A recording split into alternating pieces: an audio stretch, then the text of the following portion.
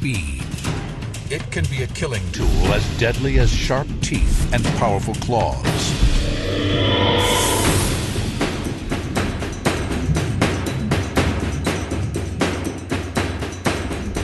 450 million years ago, this gigantic hunter, 30-foot Camarasaurus, dominated the Ordovician Ocean. It cruised the waters over what is now North America, Europe, and Asia like a primitive submarine. Encased in a protective shell for defense, this soft-bodied cephalopod had strong, flexible, squid-like limbs for grabbing prey. It had a large, complex eye and a sharp, powerful, beak-like mouth. But all of this was powered by some mighty plumbing, a jet propulsion system that allowed it to hunt down anything it wanted. Mighty Camarasaurus's killing tool was this jet propulsion. You can imagine these very large cephalopods swimming quite agilely in the water column as big, huge telephone poles. A swimming telephone pole may be a little hard to imagine. But there is a modern cephalopod that provides insight into how ancient Camarasaurus worked. This is a shell of a pearly nautilus, and it is the only modern cephalopod that has a hard shell. It's coiled, but otherwise it's very similar to our creature, which is basically a long cone. Pointed at one end, open at the other. This part of the cone, which is called a phragma cone, is divided into spaces. The other end, where the animal was, the soft parts, is called the body chamber. The soft tissue looked and functioned much like its cephalopod ancestors.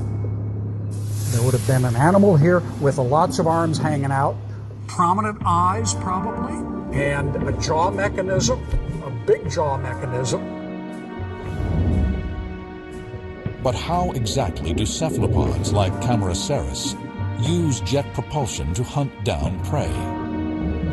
There is a structure that comes out here that's a hollow tube, and the animal takes in water on either side of the body and squirts the water out this thing which is called a hyponome. So this creature, if it were swimming, would squirt, squirt, squirt. They have a specific organ known as a siphuncle, which is used to control gases in their chambers of their shell that allows them to control their buoyancy, allows them to rise in the water column as well as to sink in the water column. Camarasaurus's accelerating jets helped satisfy its big appetite by making it faster than its prey. Our creature was the biggest guy on the block. This is a tiny specimen, and you can see how long it is. They were so big, they could mess with everybody else if they saw fit.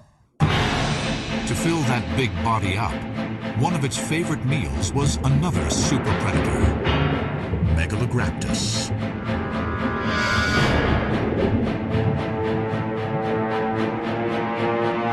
Megalograptus likely knew not to tangle with the huge predator, but Camarasaurus pursued its victim.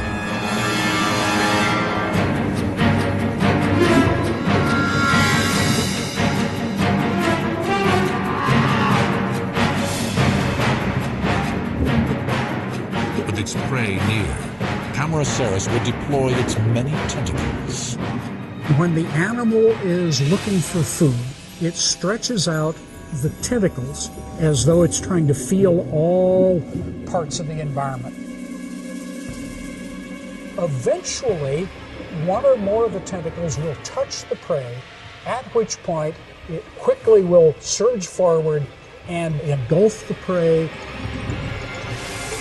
Megalograptus did not give up easily. But it would have been no match for Camarasaurus's crushing beak. The beak of Camarasaurus is similar to an upside-down parrot's beak.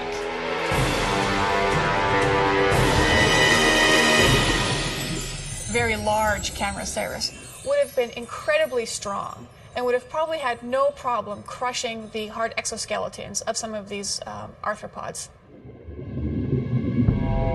Though powerful and fast, Camarasaurus went extinct roughly 450 million years ago. But some cephalopods must have survived, because today's squid and octopus all descend from a common half-billion-year-old ancestor. And not surprisingly, these modern predators possess the same jet propulsion that made Camarasaurus such a terror.